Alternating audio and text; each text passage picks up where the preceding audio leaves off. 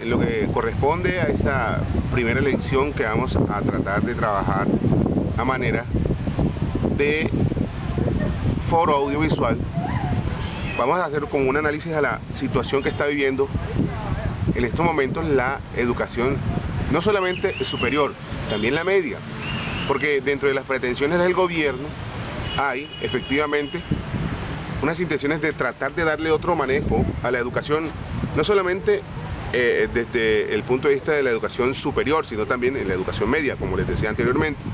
Una de las pretensiones que preocupa dentro de todos estos puntos a toda la población que tiene que ver o que utiliza a la educación pública es la inversión de capitales pues de empresas privadas, no solamente nacionales sino extranjeras, en la educación o en la universidad o en diferentes estamentos. Vemos el caso pues de la educación básica, de los megacolegios. Ocurre que el gobierno cede de alguna manera las instituciones educativas y paga por cada alumno a una empresa que maneja la educación en ese instante. Punto por punto, las preocupaciones del sector educativo.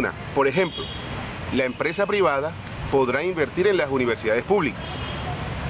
Bueno, para el presidente Juan Manuel Santos, si la educación quiere ser competitiva y de buena calidad, no puede negarse a la posibilidad de tener fuentes de ingreso. La idea es que quien invierte va a sacar algo, un producto, una renta. Esa es la idea, en principio, de esta inversión. Pues nadie va a invertir efectivamente en algo en lo que va a perder. Universidad como negocio, educación superior como negocio. ¿Qué es esto? Antes, y algunos teóricos, algunos investigadores, muchas personas dicen, ningún presidente se había atrevido a proponer que la educación fuera un negocio. Y hoy la educación se está proponiendo a partir del presidente Santos que sea un negocio. Y esa es una de las preocupaciones. Veamos acá, por ejemplo, se crearán universidades con ánimo de lucro. ¿Qué es esto? Es una figura que no existe en el país. Algunos dicen que incluso para las universidades privadas, cuyas ganancias deben ser reinvertidas en la institución, es como lo normal que existía.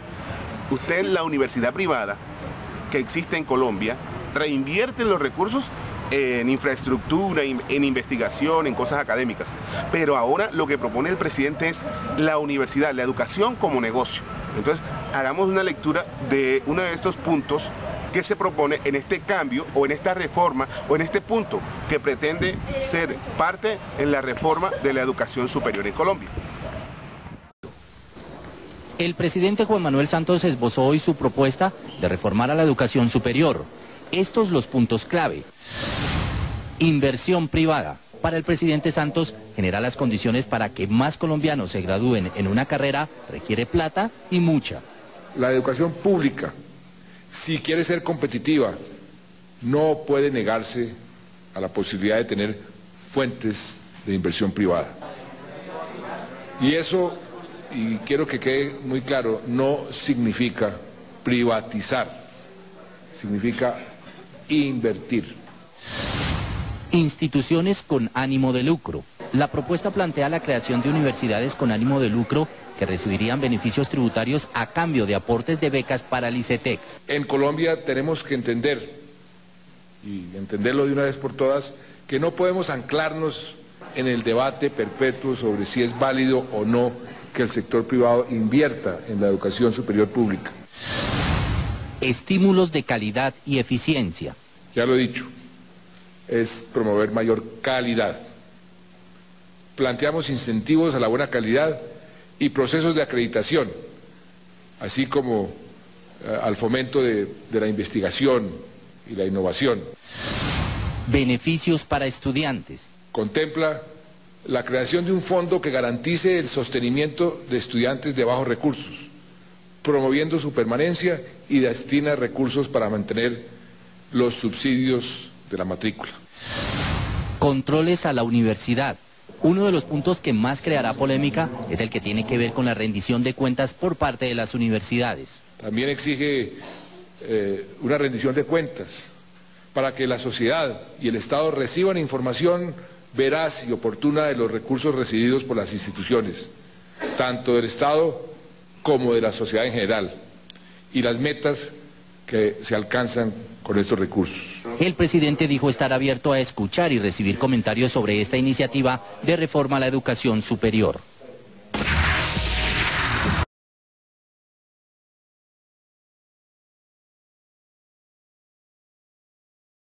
Es bastante claro que es una ley nueva, es una ley completamente distinta que modifica muy sustancialmente y de fondo el sistema de educación superior del país en muchísimos aspectos.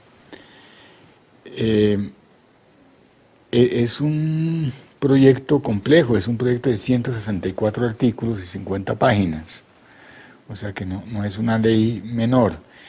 Y contempla muchos aspectos, seguramente hay unos aspectos positivos como en toda propuesta y hay muchísimo que discutir. En 164 artículos pues obviamente hay mucha tela para cortar.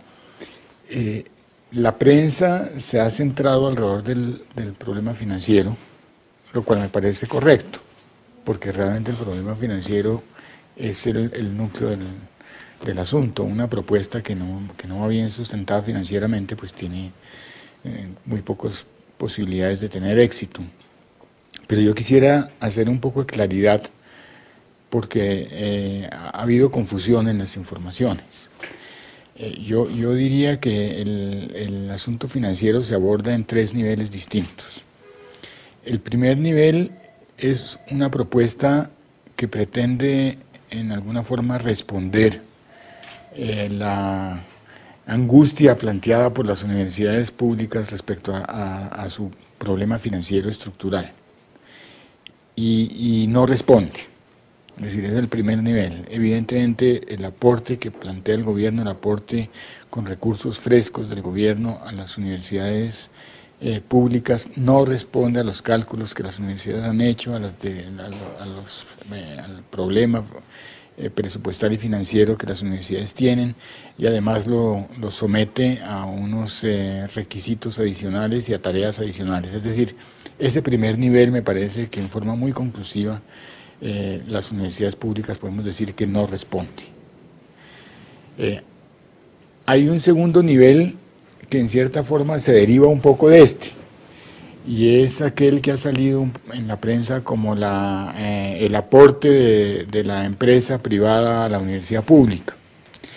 Y la lógica de eso es, como el gobierno no tiene mucho dinero, pues entonces consigamos nuevas fuentes para la universidad pública. Y entonces se habla de un aporte de la empresa privada a la universidad pública. Y eso tiene dos mitades. Una mitad es pues los aportes de la empresa en proyectos de investigación y proyectos de desarrollo, incluso desarrollo social, que eso no es nada nuevo. La universidad está en eso hace años. Yo me gradué hace 42 años y compañeros míos hicieron su tesis de grado financiado por empresas para resolver un problema específico que tenía la empresa y que le interesaba también a la universidad. Y eso existe hace tiempo, las alianzas universidad, empresa, Estado. En fin, todas estas... el hecho de que la universidad pública se una con la empresa para resolver problemas específicos a través de investigación es un hecho reconocido hace mucho tiempo. Por supuesto que sería muy bueno aumentarlo, sería muy bueno para el desarrollo del país, pero eso no le da recursos a la universidad. Eso es más bien un aporte de la universidad al desarrollo del país y al desarrollo de las empresas. Es muy poco lo de recursos que se puede, que de ahí sale realmente para el funcionamiento y el trabajo universitario. Lo otro que pretende es que va a haber empresas interesadas en financiar la actividad de formación misma de los estudiantes en la universidad, y eso sí no entiendo por qué. No veo por qué, no veo cuál es el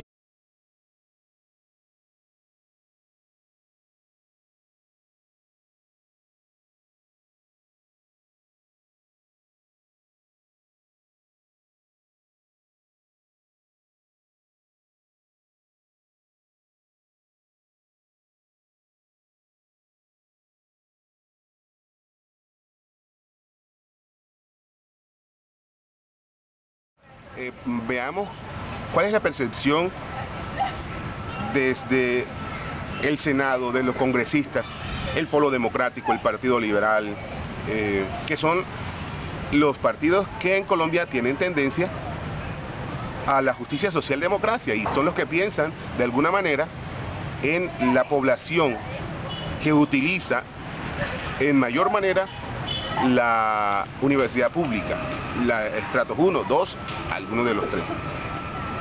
Veamos entonces en el siguiente clip cuál es la percepción que hay desde el Congreso, desde los partidos, desde las organizaciones sobre esta situación que de alguna manera nosotros tenemos que comenzar también a relacionar y con procesos mentales, cognitivos, efectivamente analizar y reflexionar a ver cuán bueno es o por qué sí y por qué no. Es el título, entre otras cosas, de un artículo de opinión que en estas semanas salió efectivamente en la revista Semana y vamos a tener que analizarlo porque ahí exponen los 4 puntos.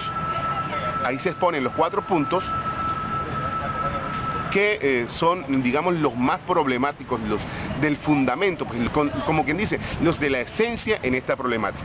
Vamos entonces a analizar esta percepción en el siguiente clip y ustedes van a sacar sus propias conclusiones. Intervención que va a ser breve, porque nos toca en general hacer intervenciones breves. En los temas de detalle del proyecto de ley que se ha presentado, y particularmente de la Ley 30, eso pues va a haber aquí más ponencias al respecto. Yo voy a centrar mi intervención en comentar como el problema de fondo que tenemos. O sea, el problema de fondo es ¿cuál? Primero, hay una crisis financiera de las universidades públicas, la plata no alcanza, suben las matrículas, cae la calidad, bueno, 1000 problemas, hasta se quiebran las universidades. Por supuesto, no hay cupos suficientes.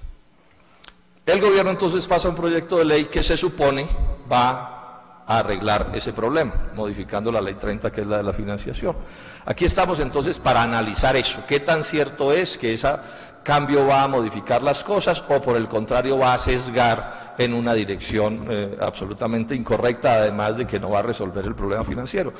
Sobre los detalles de esto pues habrá más puntadas, yo simplemente quiero enfatizar este otro aspecto, pero desde ya menciono una cosa. Yo creo que el rector Basselman de la Universidad Nacional tiene razón cuando señala que la plata va a ser insuficiente y apunta a direccionar en un cierto tipo de universidad que no es la universidad que le conviene a Colombia, sino es la universidad del uribismo. Él no usa esas palabras, pero señala con claridad que se trata de direccionar las cosas así. Esto todo en la lógica de la privatización. Yo voy entonces a explicar por qué es tan nefasta la política de la privatización de la educación pública, porque el paquete sigue siendo el mismo, así nos tiren unos pesos.